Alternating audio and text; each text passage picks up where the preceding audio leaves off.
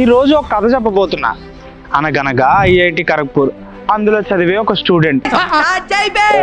Okay start చేస్తున్నా.